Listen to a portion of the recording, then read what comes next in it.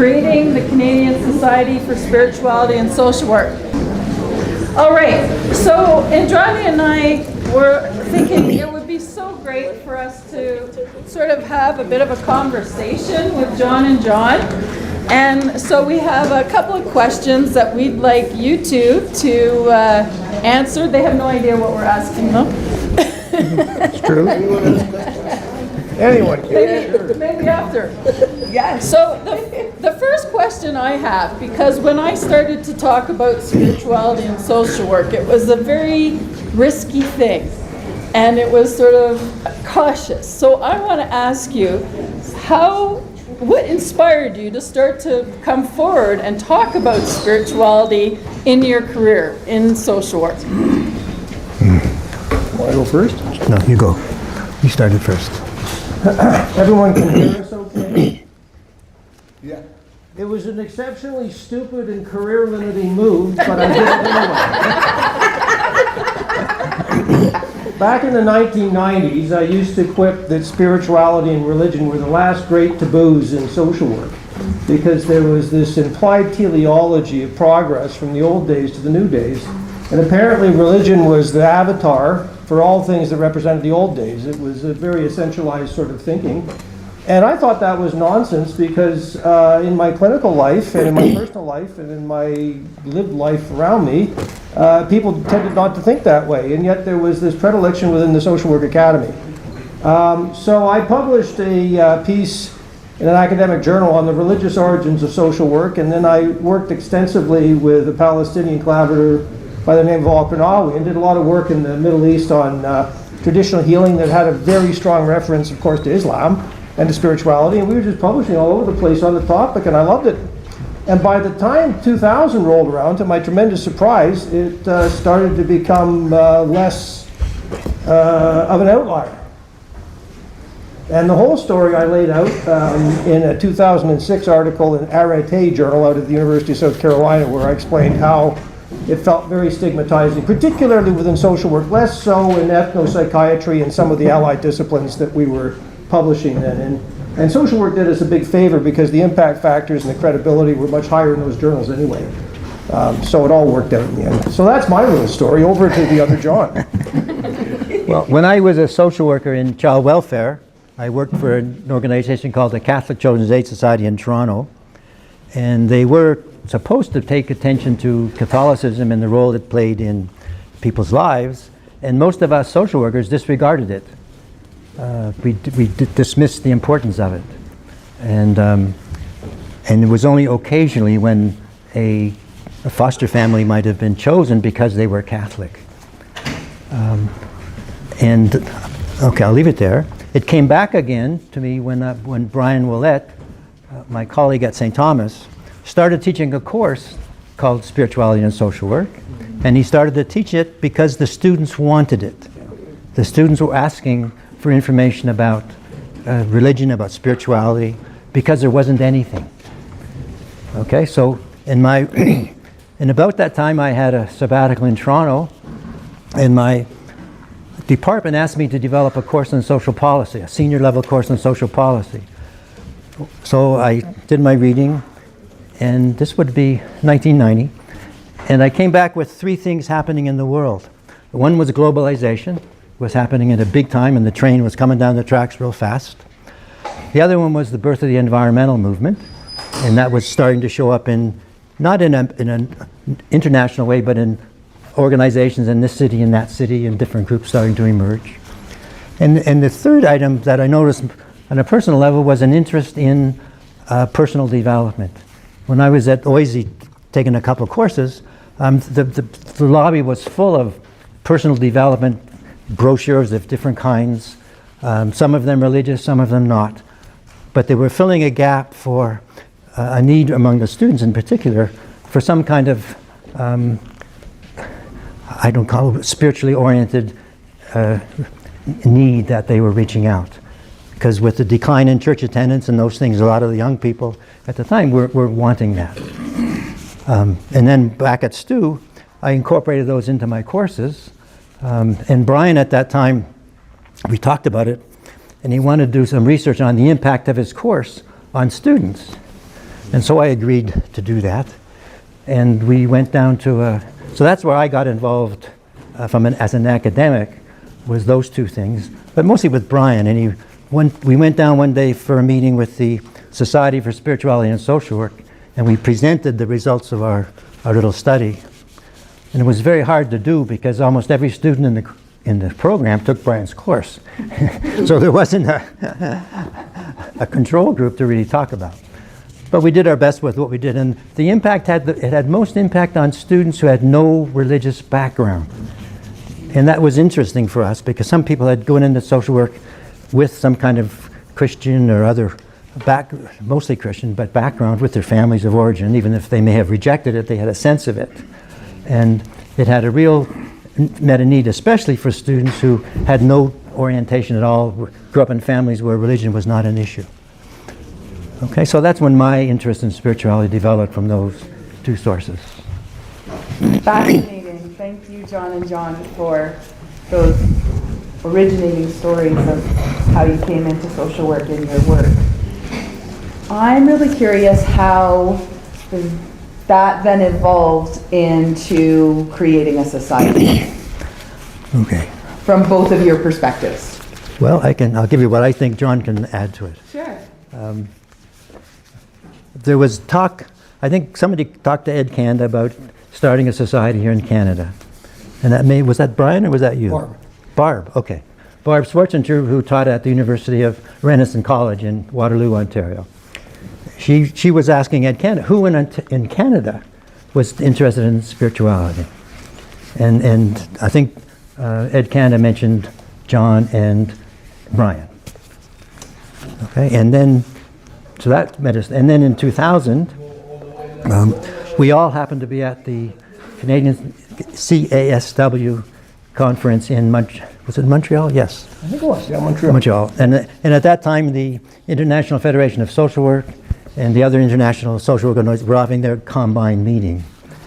And we all got together because we had this interest, and I tagged along with Brian and to meet with John and Barb.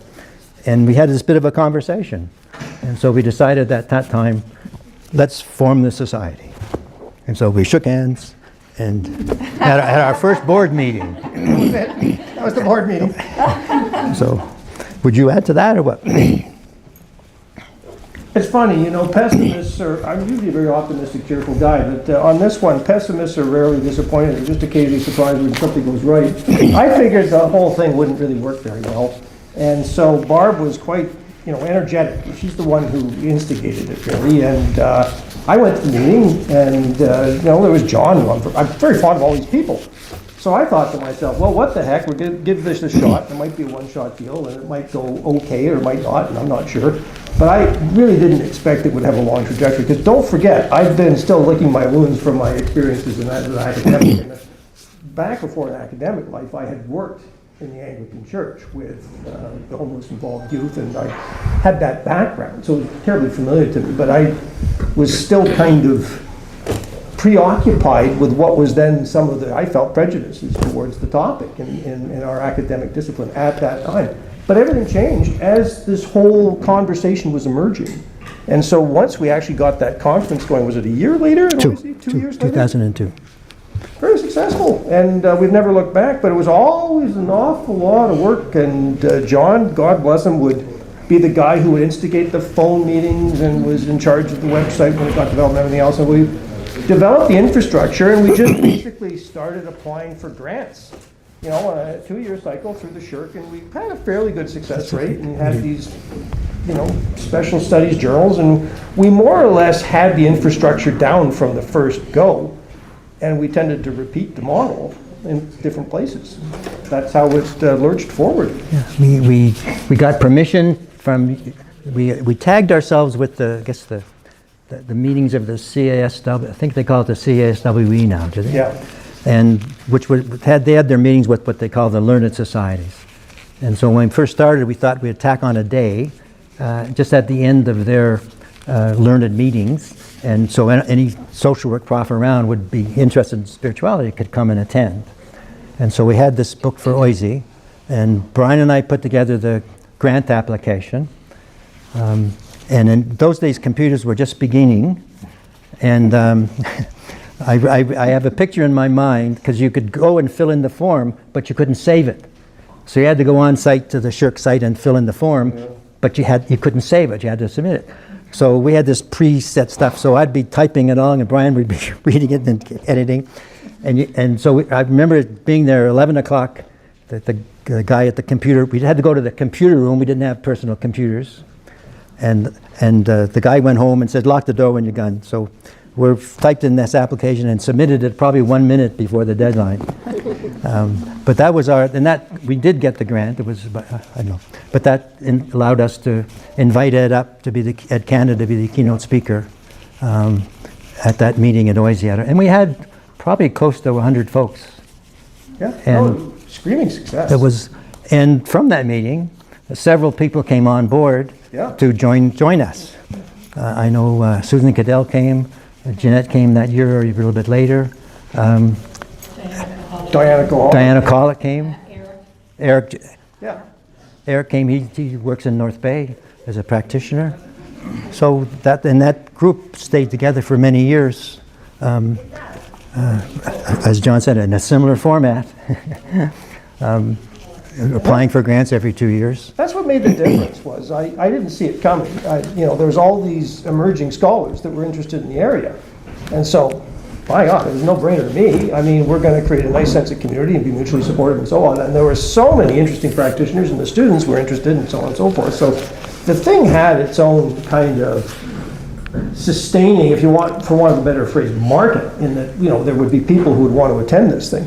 But it was the core of us that were doing the hard grunt that these two were principally responsible for this year. And it's a lot of work to pull this thing on. And the two are to be commended for just a very successful conference this year. I'm surprised they're still walking. Yeah. But we would do it every 2 years in different places, and we mostly got the federal money back then, and we just had enough to keep going, and that's how we did it.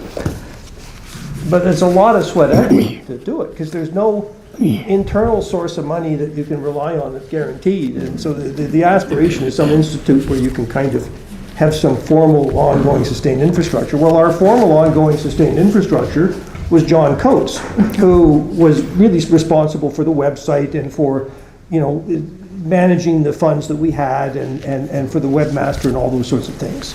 And so that's how it had sustaining power over time. And I must give credit to St. Thomas University where I worked, because they let us carry forward into our spirituality and social work account any funds that we had left over from previous conferences. Okay, I was a tight SOB as a treasurer, but Still is. but that's allowed us to have funds, which allowed us to, in the years we have not had a conference, to have the website active. Yep. And so we have a little bit of a cushion for these kind of events to help out and to pay for some ongoing work. And that opens another conversation, which we have this afternoon, around the sustainability of the society. But it's always worked from this small group of people who we've called a board, and people have come and gone, which is natural. And then with COVID, it kind of took a dip, as many organizations did. And then starting, I think a couple of years ago, we started to think about resurrecting society again, which led to the conference in Halifax, and that's followed up with this one. Which is great, and my hope is over time, every person in the room will be interested in sustaining their involvement, but it's through your networks of association that we can continue to grow this thing, because there's such interesting, vast, different background people in the room right now, and to actually tap into that and just to bring more people in of diverse backgrounds, and diverse from a professional viewpoint, diverse in every viewpoint imaginable, epistemologically, where you're working, what field of working, what's your academic background. You don't have to be social work and so on, but this is grand, and so I'm hoping that the social capital in the room can catapult something that's even richer over time and can be sustained. Because one So of that's a great segue to my next question. You kind of jumped ahead, but and I'm going to segue it with John saying that he saw these emerging scholars. Yeah. So I'm going to give you a little background. I was an emerging scholar back in 2005, and I was interested in spirituality, particularly with children for my practice. So I found out about this conference in Waterloo, and I was like, wow, this sounds like amazing, right?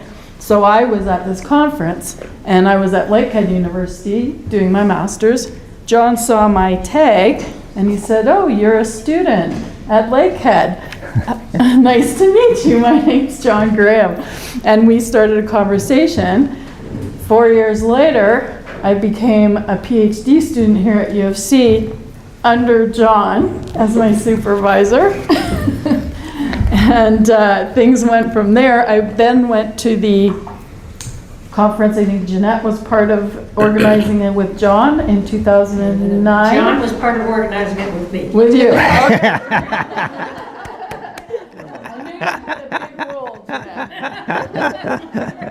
So there was a board meeting, similar to tonight, which you were all invited to, and I went into the board meeting, and I walked out agreeing to organize the conference at Lakehead in 2012, and I went, what just happened? So that leads us to here, where we're at now with this conference, and so I want to know, and us who are going to continue, what your hopes and visions are for the society. What do you you're not getting any younger. No, I'm not. Neither am I. What seeds can we plant? What hopes and visions do you see? I mean, you sort of alluded to it there, but. Go ahead. Well, we started wanting to bring into Canada a scholarly voice in the area of spirituality and social work, because there was very little literature. And so after every conference, we made a point to try and publish a special issue of a journal with papers based on presentations at the conference. And so that led, and I think that's still one of our agendas, is to maintain promoting scholarship in the area of spirituality and social work. And so we had a special issue of a scholarly journal after almost every conference. We also have on the website proceedings from conference, so people may have submitted a proceedings paper as well as a scholarly paper. But some folks, especially practitioners who came, just write up a short summary and put that in their proceedings. And so we have a fairly hefty database of literature on the website that's available for folks. And that's one thing I think we would really like to maintain, is having that as a source of information and having the website as a go-to place for information around the area of spirituality and social work. That's a nice idea. And then in other activities, it's a matter of we've at the board level, we're talking about maybe hosting webinars periodically, of having a periodic newsletter that would update people about information. But it means it follows up on being a source of information for people who wish to know things about spirituality and social work. And then this conference then becomes kind of a gathering place of those folks. And a major piece in the past has always been not just the diversity, which John mentioned, but also having access for students. Yeah. So students and practitioners are encouraged and able to participate and take part. Because I think the motive started with students wanting information, and I think I want to maintain that as a target group for as our future progresses. Yeah. There's no budget line for this thing. I mean, it sustains over time through the sweat equity of the people that are leading it and all of us who are involved in it. So the more, and I'm not sure how it can happen exactly, but the more that we can tap into your combined networks and expertise and insights and so on, the better. And what mechanisms might be available to that end, I mean, we're pursuing some of them just in conversation. There's many more electronically and in other ways. But whatever we can do to continue to grow the diversity and the interesting, quality conversations and papers and other activities that are going on, the better. Yeah, and for my money, that happens within social work, but also with all of our allied sister disciplines, with people from all sorts of different aspirations around the whole rubric of spirituality. And there are many universities who even in social work programs, who really don't give a damn much about spirituality and social work. It's not on their radar. And so it would really be important. I think one of the goals we have to think about is how do we reach out and spread the word about our existence, for lack of a better word, for those students in these programs who may have an interest but don't have an opportunity. Yeah. And so that's something that I think our group needs to maybe think about, is strategies or ways to not spread the word is one way of saying it, but also make what we are offering available and open to others who have an interest. Students, practitioners, and interdisciplinary people all over the place. I mean, that's the big ticket. No. And it's just, it's absolutely wondrous and to me miraculous that this society is just in such, sustained in such a wonderful way, and it's in excellent hands, of course, and I think it's just extremely hopeful and lovely. I have a tremendous optimism on the future. So that is a bit of a segue to some of the things we wanted to talk about at 4:30 at our, what we call our you call it a board meeting. I'd like to see it as a member meeting. Make it more inviting. Is what do we focus on? Okay. If we look at having a conference in 2 or 3 years down the road, we need a host agency, a host university. And Heather and Johnny know the great amount of work is involved in doing that. But we've tried in the past to have it without a host, an active member of the planning committee at the host university, and it ain't going to work. No. Okay. And the other question that's raised because of the costs is a hotel cheaper? And that's another consideration. We've always had it at universities because the residences have been a little less expensive. It's more manageable for students and practitioners who don't have a PDA to charge it to attend. So that the cost factor needs to be in there as well. And the other thing is, speaking as a member of the board, we need people to help. Yes. Okay, and we're hoping to set up a structure. We've talked about setting up a structure of committees, a webinar, and some people can serve on the committee but not on a board. Some people might have ideas about what's happening in their community. Let us know and we can put it in the newsletter to spread the word. So there's a whole variety of ways that we can try and engage other folks in the society in some way. That's great, John. And John, thank you. I love knowing that, I didn't know that the first conference was at my alma mater at Boise. I just learned that, so that's great. It was supported by the Faculty of Social Work at U of T, but we hosted it at Boise. Okay, and now, and also interestingly now, of course, and when I went, Boise is subsumed under U of T, but when it started as a university without walls. Right. And very interestingly, Master Sen was on the board of directors and part of the vision for Boise. Was it? I didn't know that. That's really cool too. Thanks. It's a small world. Thanks. So our final question, one other thing I want to say about John and John is they also have been so instrumental in my career. My first article I ever got published is because of their compassion and kindness and mentoring me through that publishing process, and they've both also really supported me through my promotion processes. And I'm very grateful for that. So the final question is, how do you see spirituality fostering global social work moving forward? You may have already answered it, but even if you say a final few words about that, we're trying to move spirituality into mainstream social work in a practical way, that people are applying it, that people we're supporting are really benefiting from it. What would you say to that? When you say global, do you mean holistically or do you mean internationally? Both. Yeah. Both. Well, I made a case in 2007 in that article I referred to the international social work angle being an excellent conduit for spirituality, because countries outside of North America tend to get to the point quite readily and quickly, has been my experience with the importance of religion and spirituality. I'm doing a lot of work in the UK at the moment, and I find the religious plurality conversations happen more spontaneously in that country than has been my experience in many other communities here in Canada. But that's just an N of one of my own subjective experiences. But certainly in the work I've done in the Middle East and Asia and Africa and Latin America, I think there's just, it's understood how important religion and spirituality is. So I think it's a tremendous conduit for diversifying epistemology internationally and across all other sorts of, it's a great kind of analytical thread for diversifying us generally.